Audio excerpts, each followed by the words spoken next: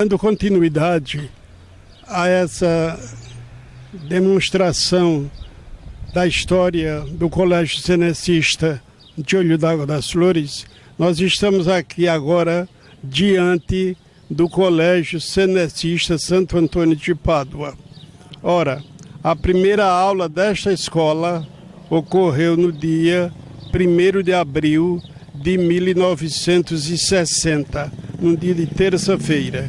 Mas nesta escola aqui, o prédio oficial ocorreu no dia 10 de março de 1963, com o padre José de Souza Leite em frente a nós. Eu estava na turma e aí nós cantamos o hino nacional e ele escreveu também o hino do colégio, mas nós não sabíamos ainda. Porém, depois do hino nacional, começaram-se as aulas. Ele disse algumas palavras de boas-vindas aos alunos e nós começamos ali. E aí ele ficou 10 anos, depois de fundada a escola, ele ficou como diretor 10 anos, professor e diretor. E esta escola tem histórias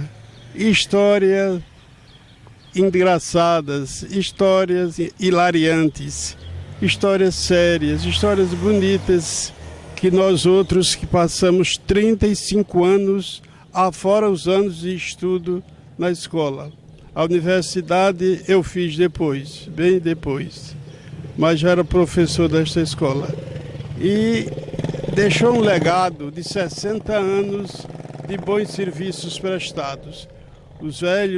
As velhas salas de aula, onde pontificou vários professores, os primeiros professores ainda tem 1 ou 2 vivos. Temos a professora Lourdes Pinto, já octogenária, que foi das primeiras professoras.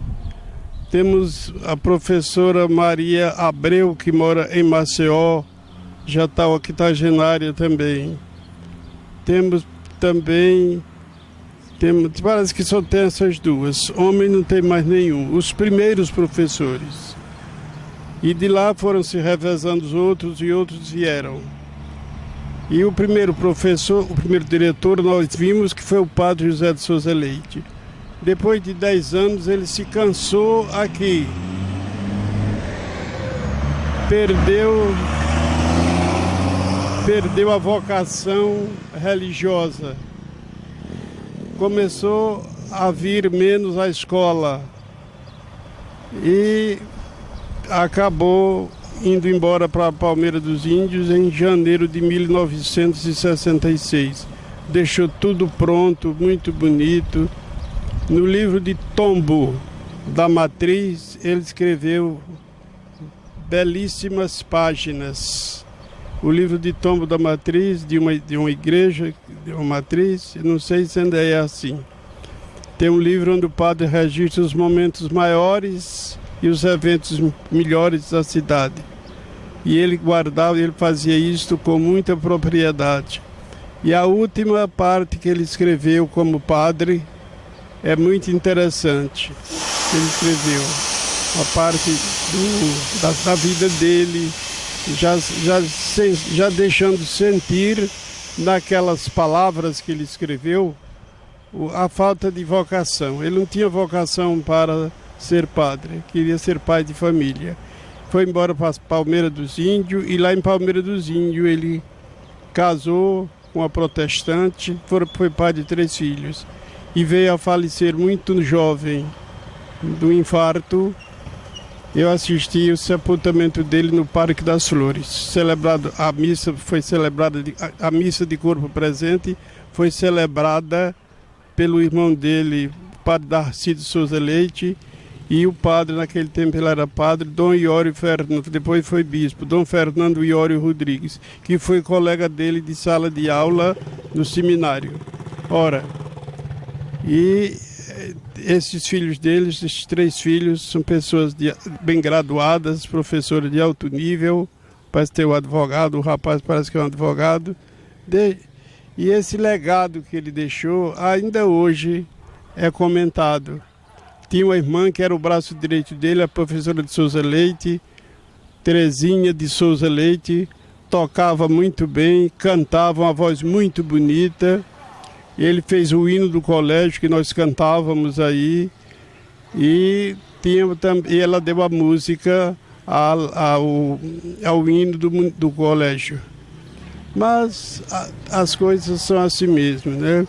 O segundo presidente da República do Brasil chamava-se Floriano Vieira Peixoto, era lagoano. E ele dizia assim: quando se abre uma escola, fecha-se uma prisão. Aí eu me pergunto, e quando quem se fecha é a escola? É aqui que a pergunta está. A escola fechou. O segundo diretor foi o doutor Manuel Serafim Pinto, era um advogado, mas demorou pouco tempo, foi embora para Aracaju e lá morreu como juiz de direito. Eu o conheci de perto. O terceiro diretor foi o professor Valdemar Farias Abreu, que era chamado pai da educação em Olho d'Água das Flores. Um homem probo, simples, porém cheio de inteligência e de boa vontade. Foi professor não só dos alunos de Olho d'Água das Flores, mas da região sertaneja. Aqui nesta escola vinham alunos da cidade de Carneiros, Olivença, Monteirópolis, Jacaré dos Homens, Batalha, Pão de Açúcar, tudo vinha para aqui. Vi nos anos 80, 1.800 alunos estudando aqui, com os professores todos daqui. E depois que o Padre Zé Leite saiu, que passou por Manuel Serafim Pinto, o professor Aldemar fez crescer muito essa escola, semeou a educação. Ele era bom em português e era professor de português. Depois veio o quarto diretor, Silvio José Faria Silva, filho de Valdemar. É muito bom em matemática e português. Ele era bom nessas duas áreas. Depois ele e a mulher, eles dois. Depois dele, aí o colégio já estava com poucos alunos, foi diminuindo, decaindo. Aí veio a professora Rosélia Araújo, de Santana do Ipanema, pertencente à SENEC, e ficou no lugar dele. Foram 5 diretores que passaram por aqui em 60 anos. Aí a SENEC acabou fechando a escola. Por que fechou? Porque não tinha mais aluno. O curso de contabilidade funcionou 20 anos. Eu dei a primeira aula e dei a última aula. Eu tive uma vida dedicada a essa escola. A metade da minha vida foi aqui dentro, muito mais da metade.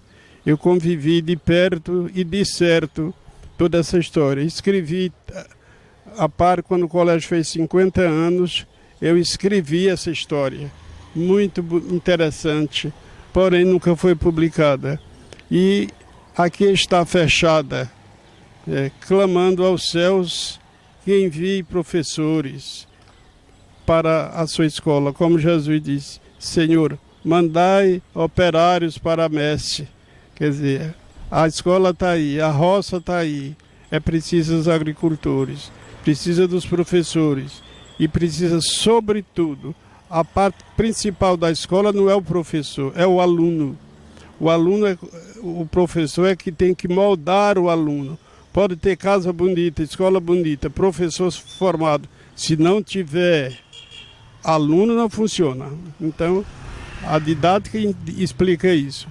Eu me lembro muito bem de Amaral Fontoura, um grande pedagogo do passado, que ele dizia: a escola não funciona sem o aluno. A parte principal. Eu defendo a escola com unhas e dentes. Eu acho mais bonito. Eu sou daqueles que prefere ver o livro rasgado na mão da criança a vê-lo numa estante servindo de enfeite. A palavra precisa ser dita, ser lida, ser explicada e ensinada ao aluno. Precisa ensinar mas tem que se ter a quem ensinar e como ensinar. São coisas que nós, como professores, sabemos de tudo isso.